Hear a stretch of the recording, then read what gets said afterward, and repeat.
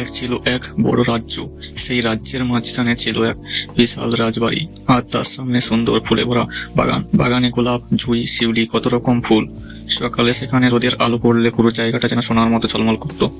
সেই বাগানের এক কোণে একটা ছোট্ট টুনটুনি পাখি বাসা বানালো। টুনটুনি খুব ছোট হলেও তার সাহস আর বুদ্ধি ছিল অনেক বড়।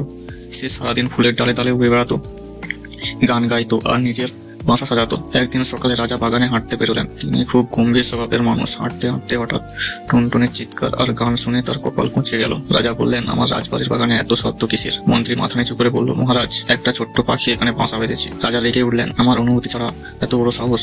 ধরে নিয়ে এসো ওকে। সৈন্যরা দৌড়ে গেল, কিন্তু টুনটুনি তো খুবই চটপটে। এক ডাল থেকে আরেক ডালে উড়ে সৈন্যদের বোকা বানাতে লাগলো। সৈন্যরা কখনো একে অপরের সঙ্গে ধাক্কা খাচ্ছে, কখনো গাছের গুঁড়িতে ঠোকর খাচ্ছে, তবু টুনটুনিকে ধরতে পারছে। শেষমেশ অনেক কষ্টে এক সৈন্য জাল ছুঁড়ে টুনটুনিকে ধরে ফেললো। তাকে নিয়ে যাওয়া হলো রাজ দরবারে। রাজা গম্ভীর মুখে বললেন, এই তুমি, এত সাহস তোমার, আমার বাগানে বাসা বানাও? টুনটুনি ভয় পেল না। সে শান্ত গলায় বলল, মহারাজ, আমি তো ছোট্ট পাখি, একটু আশ্রয় নিয়েছি মাত্র। এতে কি আপনার এত বড় রাজ্যের কোনো ক্ষতি হয়েছে? রাজা বললেন, তুমি অনুমতি নাওনি, এটা অপরাধ।